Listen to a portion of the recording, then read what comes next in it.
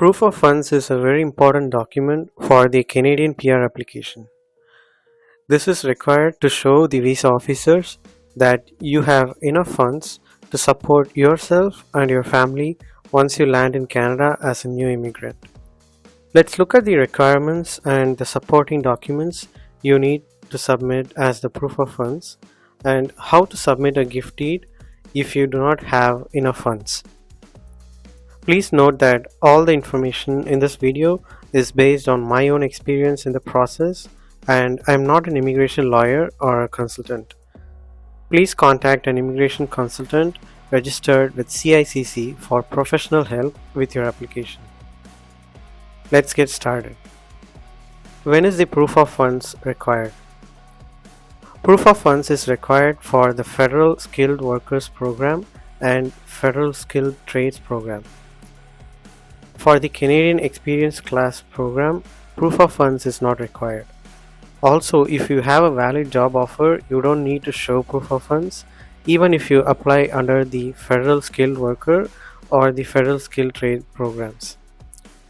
Having a valid job offer means you will have enough financial support to help yourself get settled in Canada as a new immigrant. Hence, funds are not required in this case.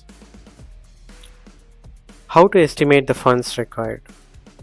When calculating how much funds you need to show in your bank account, you need to consider the number of people in your family. This, as defined by IRCC, must include yourself, your spouse, and your children, and your spouse's children. You need to consider these family members even if they are not accompanying you to Canada or they are not part of the application. How much money is needed? Let's see how much money is needed based on the family composition of the primary applicant.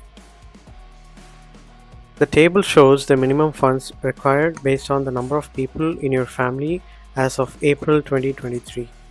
You need to check this table before submitting the proof of funds document with your application to make sure you have enough funds available in your bank account. What you can submit as proof of funds. Let me first clarify what I submitted as proof of funds when I applied for PR. I applied as an inland applicant, which means I was in Canada when I submitted my application. So I had all my funds in a Canadian bank account. To prove the availability of the funds, I submitted 3 documents. These documents can be obtained from any bank, no matter if it's a Canadian or a foreign bank. Let's look at the documents one by one. A letter from the bank. A letter from the bank detailing the different accounts you have with the bank with the current balance and 6 months average balance in those accounts with the account number. Any debt accounts such as line of credit, mortgage or credit card accounts with the debt balance and the account number must also be listed in the letter. The letter must be signed by any authorized representatives of the bank to show the authenticity of the letter. The letter must be printed in the bank's official letterhead. The letter must also include the complete address of the branch and the telephone number. The letter must also include your full name and your complete address. Number 2. Bank profile statement.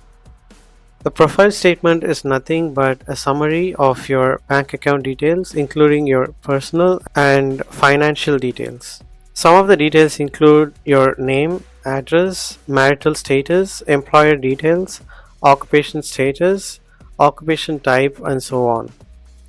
The account details includes the accounts you have held with the bank, account numbers, the balances in your accounts, and the dates you opened them.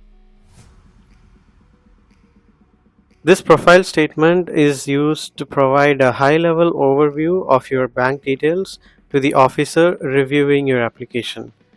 It is very important to make sure you have all your personal details updated with the bank before requesting this profile statement. You can directly visit your bank to get a profile statement. In my case, I requested the customer service agent to put a stamp on the statement indicating the date the statement was obtained. Number 3. Account statements. This is the most important document as part of the proof of funds verification next to the bank letter. For this, I submitted the 6 months account statement from my checking account. You can get these statements from your bank's mobile application or the net banking portal. I have seen people submitting 3 months of statements, but I submitted 6 months of statements, and to me that doesn't make any harm but rather provides more support to your file. The purpose of submitting your account statements is to show the officers that there have been transactions happening in your account and all the funds were not just added in a single day.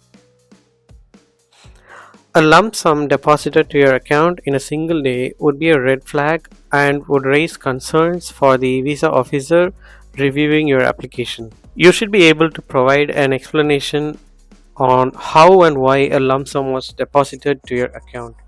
You also need to prove the officers that those funds were not borrowed for the sole purpose of getting a Canadian PR.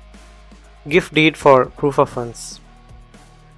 A gift deed is a document that you can submit as a proof of funds if you received money as a gift from your friend or family members. The person giving this gift must declare that they wouldn't ask the receiver to return the money and that the receiver is free to use the money for whatever purpose they want. For the gift deed, I submitted a government stamp duty with the declaration of my parents who offered the gift. The deed was signed and stamped by a notary public. The deed should also include the signature and declaration of the person offering this gift. Some key points to remember when submitting proof of funds. Number 1. The funds must be available and accessible by the primary applicant as well as the spouse till the time of PR approval. You may be asked to prove the existence of the funds anytime during the PR process. Number 2. Depositing a lump sum to your bank account might raise concerns for the visa officer. You must be ready to prove this if needed, or you can submit an explanation letter upfront on how you received this money. For example, a gift deed.